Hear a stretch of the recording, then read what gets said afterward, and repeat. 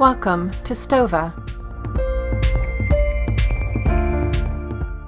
Well, we have a number of different tools within the platform to help you manage that content, not only within the event when it's kind of been finalized, but also to help you capture that information and find out what content is going to be best for your event. And that's what we're going to show you an example of right here. This is a tool that we call abstracts. And this is really a call for sessions, call for speakers, even a voting tool at times, because it boils down to a portal where people can log in and see this experience. And there's a submitter process, a reviewer process, and then a decision process, all related to the same portal where you can have different experiences and provide different instructions for those different types of individuals. Right now, we're looking at it from a requester's point of view. So I'm putting in my information as a potential speaker or somebody submitting that content. I can have my profile created right here as part of that the portal there. You also have the ability to set different submission guidelines and instructions so that everyone knows what they're supposed to be doing and how they're supposed to be doing it within the portal. And then we'll actually see the submissions themselves. These are my past submissions that you can see right there, where I can search and filter and see all the different things that I may have submitted, as well as details about that submission. Now we're taking a look at a new submission here, so maybe I wanted to try submitting some more content. Well, you can define the different submission groups or topics, types, however you kind of want to define this for your event to make sure that it's capturing the right information so that you can make the proper decisions on whether this content is going to be good for your audience or not. So you get to define these at the event level, and then the submitters get to choose that information based off of how you set those questions up. You can also require as much or as little information as you need as part of these forms and in any way that you want, meaning different field types. You can have complex kind of Word document type of fields if you want. You can have simple one-line text. You can have simple paragraph options. They can upload documents. They can answer questions out of pre-selected options. It's really up to you to make sure that you're capturing those different topics, focuses, objectives, formats, whatever it may be, so that you can make that decision as part of the review process and then your decision tree process.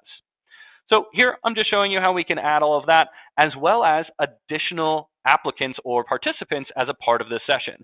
So maybe I have a co-presenter or a co-author, or it's going to be a panel. Well, I can add those other panelists or co-team members as a part of my submission. And what that'll allow us to do at the end, if this submission is selected, is create them as additional speakers within the platform. So by capturing that profile information, it ensures that I don't have to re-enter or re-key that information again, because I can just transfer it over into the speaker process.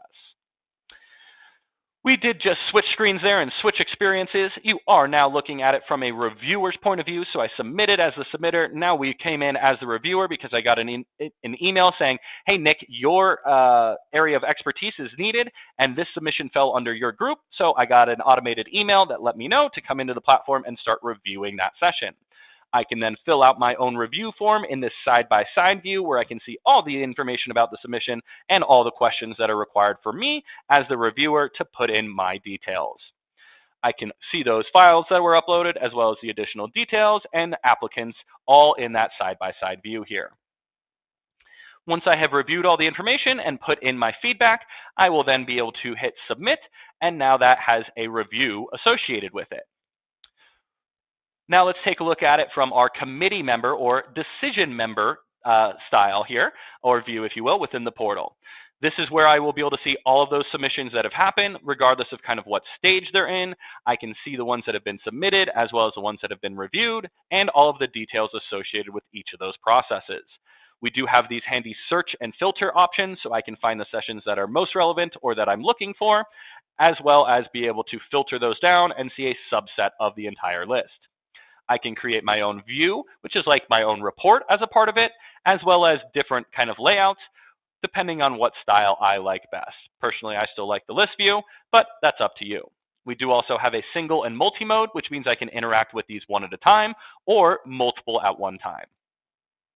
We do also have exports as both CSV and Microsoft Word, so we can export all this information into documents if needed.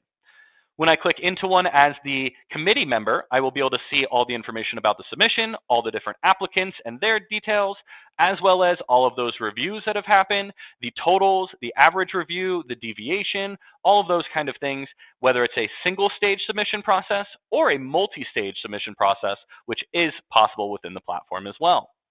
You can also take different actions like approving, declining, promoting it to the next stage if you need to, adding it to the favorites, communicating with the different speakers as well.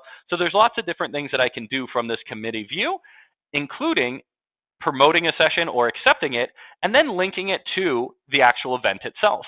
So I can either have it create a brand new session within my event, tell it the date and time that I want it to create that session for and assign it, as well as if I want it to create those speaker profiles based on those profiles that were entered as part of this submission. Or if I already have a placeholder in the system, I can have it simply replace that placeholder's information with the new details here and take over that place and time. Here's an example of what it looks like once those sessions have been created in the event. I'll be able to see them on this grid and the different locations that have been assigned, as well as the dates and times. If I haven't assigned them to locations, I can click and drag them onto that kind of grid, and that'll allow me to assign them at the appropriate dates and times, and that way I can kind of adjust things. So maybe I didn't know exactly when the sessions were going to take place when they were approved and I created those sessions. That's fine. You don't have to know it at that point. You can do it in this drag and drop editor here as well. The great thing about this is not only is it a drag and drop editor, and I can move things around and adjust those sessions, change the dates, times, locations, all right here on this single plane, but I can also see the different conflicts. So as I try to kind of move this session around here, you'll notice I end up putting it and it'll turn red, and that's just so that you'll see the different conflicts because I am trying to schedule that session in the same room as another session. So I overlapped it there, and now you can see all of the different sessions showing red, and that's just highlighting that, hey, you're going to have a conflict here. You're trying to do things at the same time, in the same place, or with the same speakers, and that way you know you're kind of double booking those areas. So just trying to help you with those color codings to make it easier to highlight when those conflicts happen.